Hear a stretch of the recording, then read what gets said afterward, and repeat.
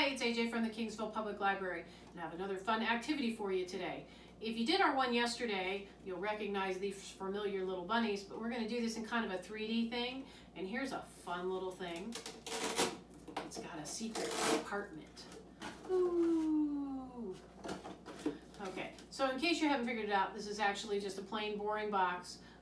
It's an Amazon package that I decided needed to be recycled because sadly there's a ton of them at my house right now. So what you'll need is some kind of cardboard box. And again, I have another box just like that one. Somebody's been ordering from Amazon. This is my box.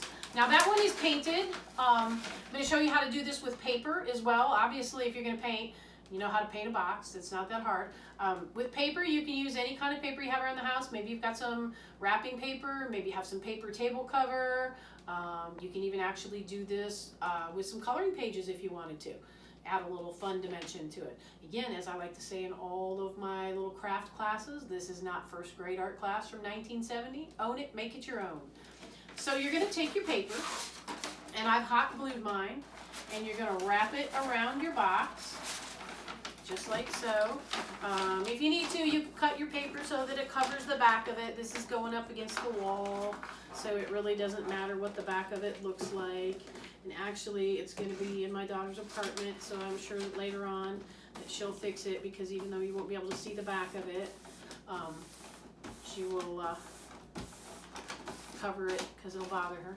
So then you have this nice little front cover, okay? So you have your surface to work on. So the other things that you're going to need, I forgot to tell you my supply list, so I'll do that now. You're going to need some glue, some scissors, a pattern, a writing utensil, some craft foam or cardstock, some pom-poms, or box or board. You could do this on a board, but you won't get a secret compartment. And your wrapping paper or your paint, okay? In this case, we use some recycled wrapping paper. And again, if you watched the video yesterday, pretty simple. You can find a little bunny pattern online, or like I said, I found mine in a coloring book. You're just gonna trace your little bunny out, and then you're gonna cut it so that you end up with something like this. And I just used regular cardstock for this project.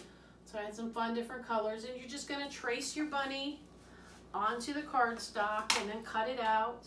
And again, you don't need to watch me cut stuff out. If you're doing this project, you should know how to use scissors. And so that when you're done, you have these fun little cardstock bunnies. The other thing I didn't think I put on my supply list, but it'll all be on the bottom in the comments. So even though I forgot something in the video, it's in the comments. Check the supply list before you start. Is bottle caps. That's how we got our fun three-dimensional look on here, that they're kind of popping off the page. Is I just recycled some bottle caps. I like to take garbage and recycle it. That's where the whole Trash to Treasure class come from. So once the library's back up and running, please join us for that class because it'll be lots of fun. So what we're going to do first is we're going to take our bottle cap and we're going to glue around the edge of it so that we can put our bunny on there. Remember to be very careful with the glue gun because the glue is hot. You can do this with regular bottle glue, but you might have a tougher time getting stuff to stick. Sometimes that's a little more difficult. A hot glue gun is nice. There are some very inexpensive ones at Joann Fabrics. And I did talk to my friends at Joann's. So they are available for curbside pickup. If you are practicing good social distancing, you will still be able to order online and pick up your stuff right there on the curb at Joann's and get crafting. But again, you don't have to. You can find this stuff around your house.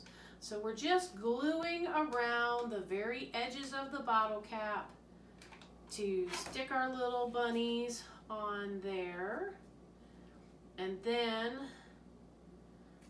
that's how they look there. So we have them ready. I probably should have pre-glued a couple of these because you really don't need to watch me glue 4 bunnies in a row. That's kind of a tedious thing. And then once we have our bunnies glued, and I only have 3 here because you don't need to watch me glue one bunny after the other, is you're just going to then put a nice big blob of glue right on that bottle cap and stick it right onto your box.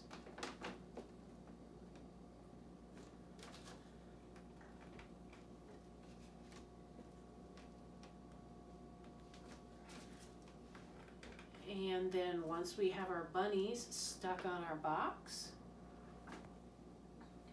we can put our cottontails on there. Again, if you don't have pom-poms around the house, you can use yarn. There are a couple really good videos on YouTube that show you how to take yarn and make them into pom-poms. It's a nice fine motor activity if your kids are getting bored and you got some younger ones there. That's something they can do. Plus then they learn how to make pom-poms. And there's tons of fun craft projects that involve pom-poms.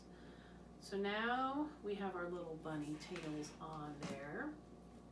And we're going to add our little welcome sign.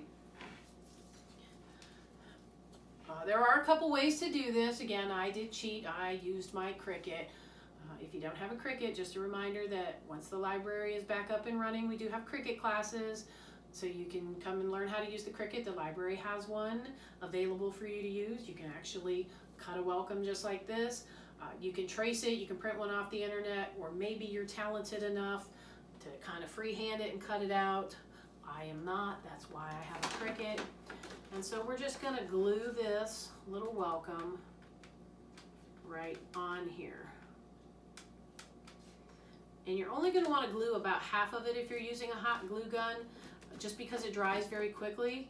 It's much easier to get one half down and then kind of come along and glue the other half. Because if it dries too quickly, you get that hardened bump and it really shows on your paper. Anytime you're using paper, it really shows. You can always try and put your glue tip, the tip of your glue gun back on the glue to kind of melt it again if it does. Or put another blob of glue over top of it. And remember, good practice with your glue gun, never lay it on its side because it gets hot and then melts into the insides of the glue gun, ruins your glue gun. So never lay it on its side.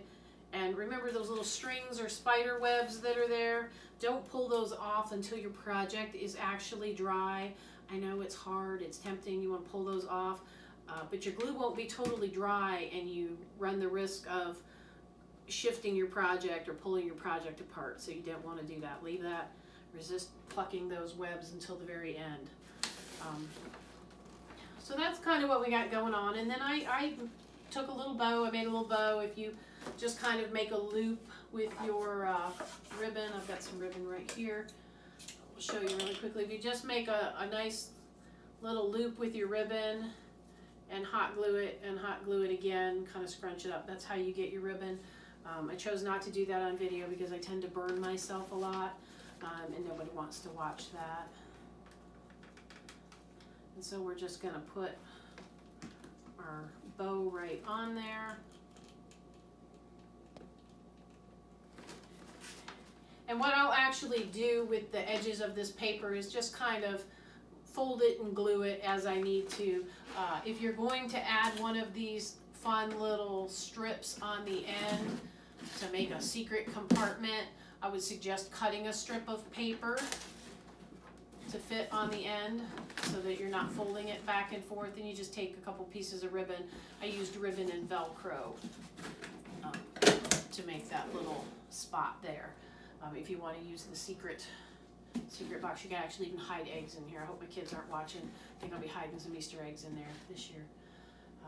So that's our little three-dimensional sign project for the day. It's a nice little recycled project that you can do with your family.